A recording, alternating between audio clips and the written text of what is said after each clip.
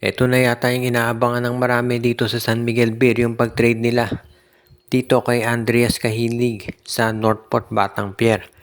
At ang magiging kapalit daw nitong si Cahilig, base dito sa mga gagawin ni Coach Leo Austria, ay baka itong si Cade Flores ang kunin ng San Miguel.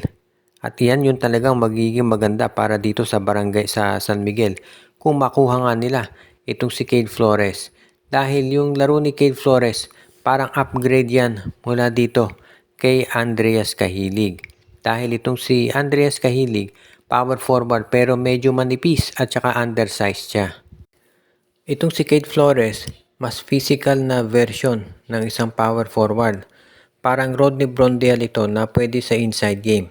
Kaya sa tingin ko yan ang mas babagay dito sa San Miguel. Dahil nabenta na itong Northport dito sa Pure Blends, malamang itong si Cade Flores ibigay na sa San Miguel. At dahil naman maraming ibang 3-point scorers ang Beermen katulad ni Perez, ni Lassiter, itong si Chris Rosales, Wamit Yongson, okay na kahit purely inside game itong si Cade. Paminsan-minsan tumitira din yan sa labas. Hindi na ako magugulat kung yan nga ang i-offer ng San Miguel si Cahilig o kaya naman baka si Jeron Teng ang ibigay nila para kay Cade Flores. Ilan lamang yan dito sa mga posibleng gawin ni Coach Leo Austria lalo na at nakita na rin niya kung paano mag-build up itong mga iba't ibang koponan in anticipation do sa magiging mahigpit na laban dito sa darating na bagong season ng PBA. Kaya nga sa ngayon, wag na tayong sabihin na nating masorpresa kung si Coach Leo Austria ay anunsyo na meron na silang trade dito sa barangay, dito sa Northport Batang-Pier o dito sa Pure Blends dahil yan talaga ang matagal na gustong gawin. Marami ngayong nagtatanong kung ito bang si Jason Brickman ay kabilang dito sa mga magiging top player sa darating na draft. Ang issue lang kasi dito kay Brickman, unang-una walang question to sa talent nito. Dahil nakapaglaro na to sa iba't ibang liga sa buong mundo at kinokonsidera ito na isa sa mga top point guards talaga na pwedeng maglaro sa PBA. Ang question na lang dito ay yung edad niya dahil sa darating na Nobyembre, 34 years old na itong si Jason Brickman. So medyo matanda na to kumpara dito sa ibang mga rookies na pwedeng makuha.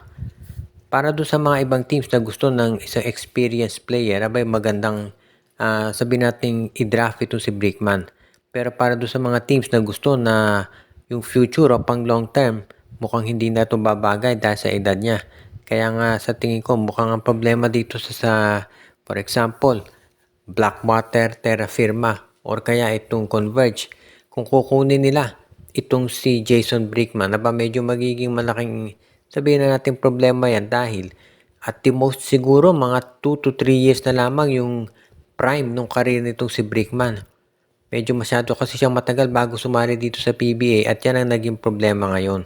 Kaya nga itong si Jason Brickman kung sakasakali na siya maglaro dito sa PBA, kinakailangan siguro doon siya makaagad-agad doon sa team na gusto ng isang sabihin na nating veteran player. Yung mga contenders katulad ng San Miguel, Ginebra, TNT. Dahil yung mga yan, okay lang sa kanila. Kahit na veterano na yung kunin nilang player dahil ang sabi nga, win now ang gusto nila, hindi naman pang long term ang pinaplano. Kaya bagay na bagay ito si Brickman doon sa tatlong nabanggit. At dahil siyempre, ito si Jason Brickman ay isa dito sa mga kung consider na top guard sa PBA, maraming kukuha talaga sa nasabing player.